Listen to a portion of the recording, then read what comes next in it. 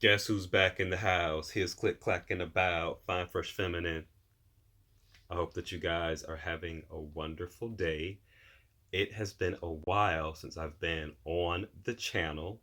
I've been really busy with my full-time job and I've been working on a new writing project that I'm really excited about. And about 2 weeks ago, I had a new article published on a transgender artist whose name is India Michelle, and it talks about how she had a near death experience using meth. And so please check out that article. It is available online in a magazine called Message. And so I'm really proud of that article. So please check it out. Today, I wanted to talk about World AIDS Day. World AIDS Day is celebrated on December 1st around the world, and it was actually started by the World Health Organization in 1988. So this year it turns 31. Um, the purpose of World AIDS Day is to one, mourn people who have lost their lives to AIDS, but also to bring about more awareness about HIV and AIDS. And they had some startling facts on their website. So in 2017, there were 41.5 million people who were living with AIDS, and there were about 36.7 million people living with HIV. Also, 1.7 million people were newly infected. And I was really shocked by that number because of the time that we're in right now, the resources that are available. I know that in every city that I've lived in, and I've lived in a lot of cities, that there's always either a LGBT center or a free health clinic that provides free condoms to the public. And so I was really shocked by that number. And also in 2017, there were 777,000 people who died related to AIDS. Again, that's very startling. Due to stigma and shame, there are a lot of people who do not want to seek out treatment for AIDS, and because of that, their health declines. But there should be no one in this world who does not get the correct medication for them to live a healthy life with AIDS. People with AIDS can live to be 100 years old because of the advancement of AIDS medication. And so, if there is anyone who is watching this video who is positive and is not in treatment, does not go to see their doctors regularly, please do. It will save your life. So, please do that. I have known different people at different stages of their AIDS diagnosis. And I had one friend who was in denial and refused to take medication. And I urged him to seek treatment as soon as possible because I had a fear that he could one day wake up and possibly have full blown AIDS or um, start to um, seroconvert, but have a very harsh experience. And so he and I don't talk as much, but it's something that I really wanted to push him to do. So every single year, the World's Health Organization, they will have a theme for World AIDS Day. And so this year's theme is communities make a difference. And by communities, they mean peer educators, counselors, and people who are living with or affected by HIV. And so at the community level, I think there needs to be more education surrounding HIV and AIDS because it's something that I feel like a lot of people do not talk about. I loved that the TV show Pose, episode 1, really discussed the epidemic and how it impacted New York City in the early 80s. Outside of Pose, I don't hear any other television shows really discussing AIDS. And so it's important that we normalize conversations surrounding HIV and AIDS because it will save lives. It will reduce the number of new infections every single year. So, things that are important for World AIDS Day, there are a lot of churches, which I was shocked, churches, community organizations that are offering free testing. If there is an organization that's offering free testing in your community, please go. It won't hurt you, it will only help you. I try to get tested at least 5 times a year. In West Hollywood, there are countless mobile testing units that offer two different types of test. There's the rapid test, which will give you results immediately that have the prick to your finger. And then there's the more advanced test. I always forget the name of that, but it takes, I think, a week to get those results. And it actually goes back further in your kind of like your partner history. So I think it goes back maybe 3 or 4 months, where the rapid test it looks at a shorter amount of time, and it looks at different antibodies. So that's really important. Also, I think it's important that if you don't have a main partner, boyfriend, girlfriend, husband, wife, that you should really talk about HIV and AIDS and other STDs with your sexual partners. A lot of people are uncomfortable with those conversations, but I think it's something that needs to be discussed, and I think it will bring you two closer together if you do talk about testing history and HIV and AIDS. Um, and I am extremely curious for those of you who are watching this video who are negative, would you feel comfortable having a sexual encounter with someone who is HIV positive? If someone is HIV positive and they see their doctor on a regular basis, they take medication on a consistent basis, and they're healthy, they cannot, you cannot contract HIV from them. If you're undetectable, you cannot pass on HIV to your sexual partner. And so PrEP is something that is really popular today, that it's something that is taken to prevent someone from getting HIV. And because of PrEP, a lot of gay men that use it do not use condoms.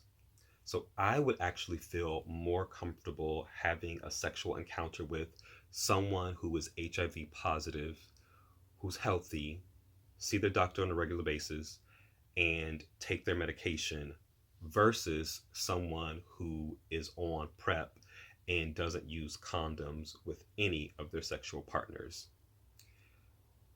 Because someone who's going to their doctor on a consistent basis, they know their sexual health history. Someone who's on PrEP, they might not get tested on a frequent basis. And people who take PrEP, I would say some, not all, but some, they um, tend to say that, oh, because I can't contract HIV, I'm not worried. But there are other STDs that are out there. So it is really important to really talk about sexual health and testing with your partners. And I know I said this earlier in the video, but the more that we talk about it, HIV and AIDS, we normalize it. And I'll give you an example. For about 4 years, I worked at a camp as a writing instructor. It was actually an art camp. I would teach a 1 week writing workshop to youth from all over the country. They would be flown in from like New York, Florida, Arizona, somewhere local. And these were students who were either affected or impacted by HIV and AIDS. For some of them, their parents had passed HIV along to them through birth. And so it was a really amazing experience, though. The camp is art focused, and so there were different art concentrations that were being taught at the camp. And so there was like visual art, acting, culinary, photography, music, visual arts. And so classes took place twice a day.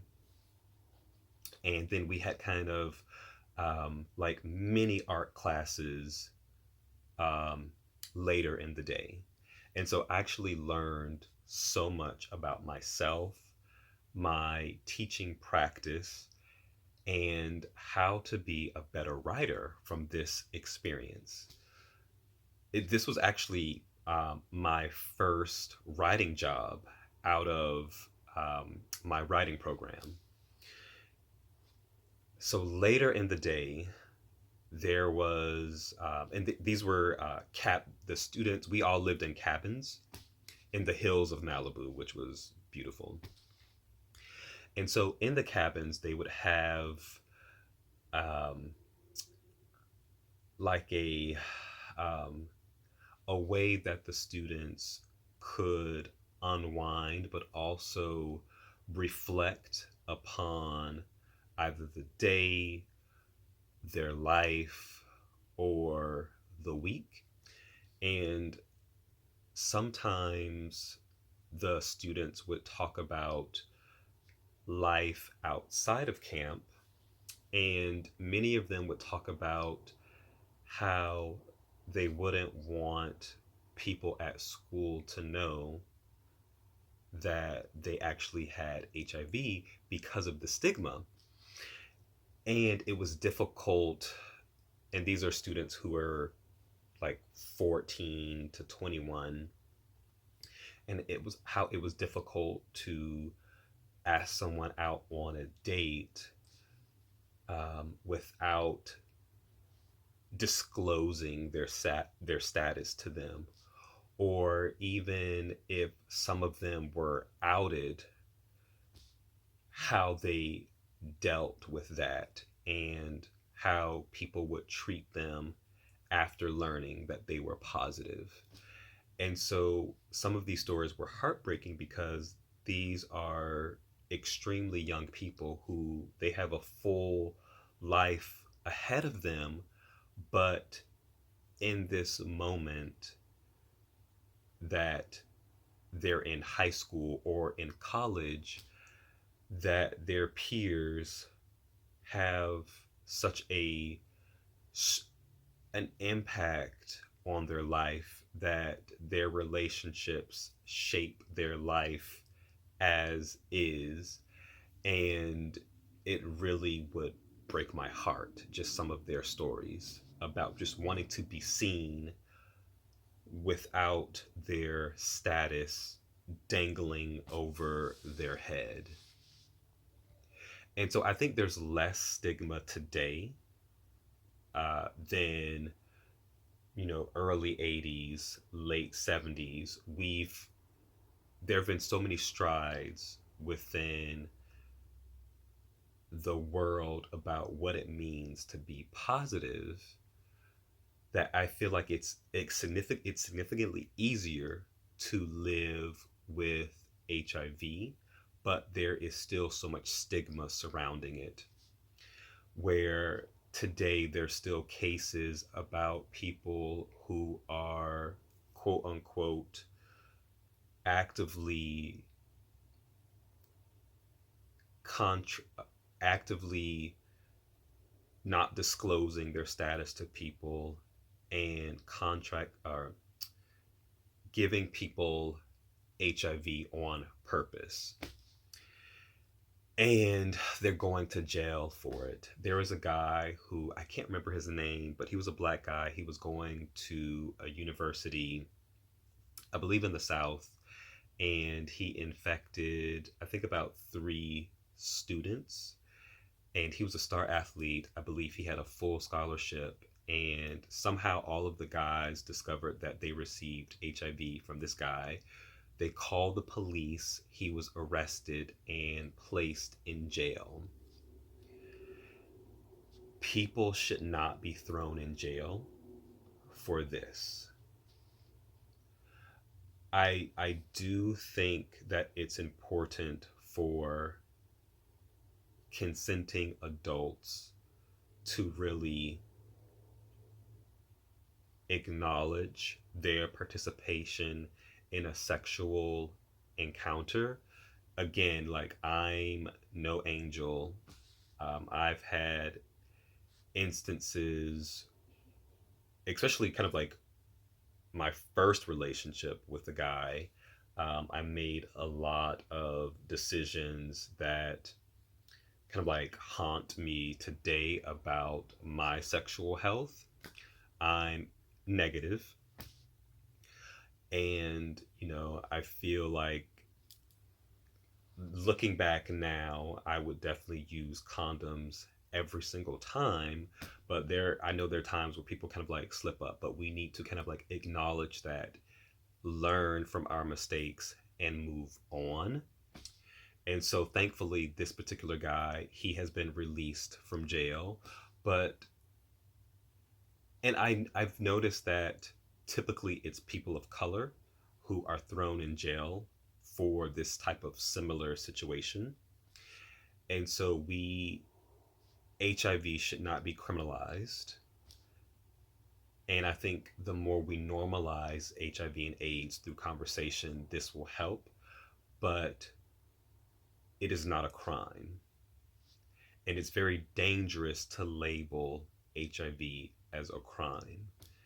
And with World AIDS Day, we get closer to a world that is free from stigma. And so there is an organization called AIDS Healthcare Foundation, and they are hosting a number of events across the world for World AIDS Day. In Dallas on November 29th, they actually hosted a concert with Diana Ross. I would have loved to have seen Diana Ross in concert. And so I'm sure it was amazing. In LA tomorrow, on the actual day, they're hosting an event with Billy Porter and Faith Evans. So that's going to be amazing. In Chicago on December 4th, they're having a live performance with a poet by the name of Manon Voice, and they will have free cocktails and special musical guests who will be announced at the event. And on the same day in Houston, they are having a performance by a local performer, Grace Gibson, free foods and drinks, and they will have special tributes to local HIV and AIDS activists. In Atlanta on the 5th, they're going to host a free concert with Deborah Cox. Um, it's going to be amazing. I wish I could go, but I can't. On that same day, they're hosting an event in New York and they're going to honor local HIV and AIDS activists. Miami on the 7th of December, they're going to have an event with Amaya La Negra. My friend Roberto loves her. He would love that event. Um, and it's with another performer by the name of India. And so I'm really excited about that. And then in DC, on the 8th, they are going to have another event that's going to celebrate the lives of advocates in the DC area. And across the world, they're also hosting events. In Mexico, they opened up a new clinic.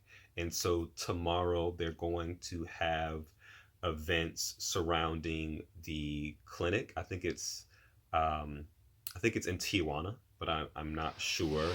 And they have clinics across the world, AIDS Healthcare Foundation. So they're doing things in cities across the world, in Greece, Brazil. So that will be exciting. So I want to know if you guys are doing anything to celebrate World AIDS Day. If you are, please leave a comment in the comment section, and tell me all about it. So tomorrow I am going to a brunch where local activists will be honored. I'm really looking forward to that. And then tomorrow night, I will be seeing Billy Porter in concert, and I cannot wait. Um, I, you know, I discovered I didn't before Pose, and so I love Pray Tell on Pose. It is Billy Porter's year in 2020. He is going to get a star on the Hollywood Walk of Fame. And so I cannot wait for the event tomorrow. I wish my friends could attend, but none of my friends can attend. So that sucks. It's going to be in a beautiful theater on Wilshire. It's one of my favorite theaters in LA, and it's a very intimate space. It's also very elegant, and it's going to be kind of like a dressier event. So I might wear all black, like blazer, tuxedo pants, um, just to show up. Um, and so let me know what you guys are doing to celebrate. Even if there isn't like a formal event in your city, you can get tested and you can acknowledge the lives of people who have passed due to HIV and AIDS. I will be posting highlights from the events that I go to on my channel. So please check back for those events. And also, people who most likely, statistically, are most likely will be um, infected by HIV are trans people, prisoners, and people who have sex with men. So if you are in either any of those groups, and with prisoners, I think is very interesting because I just assume that condoms are available in prison. And so if you have a relative or know someone who is in prison, please think about sending them condoms if they don't have access in jail. If you are trans, if you are someone who identifies as gay or has sex with men, please use condoms. PrEP isn't the only tool that you can have in your sexual toolkit. Condoms should be used with PrEP to prevent HIV and AIDS. And, have a house party. Buy red ribbons, give them out to the guests, and have a conversation about HIV and AIDS. And I bet someone's life will be changed for the better because of that conversation. You can talk about how someone who is undetectable, they cannot infect someone with HIV. And so for some people, that's kind of like shocking. And so it's a good conversation starter, for one. Um, so this concludes my video. I hope that you enjoyed it, and stay tuned for the next video. And if you haven't already, please like and share this video and subscribe to this channel. Also, Christmas season is coming up, and if you want to give a gift to a friend, please think about purchasing a copy of my book, A Love Like Blood. It is available on Amazon and everywhere books are sold. There is a link in the pinned comment. Until next time, besos.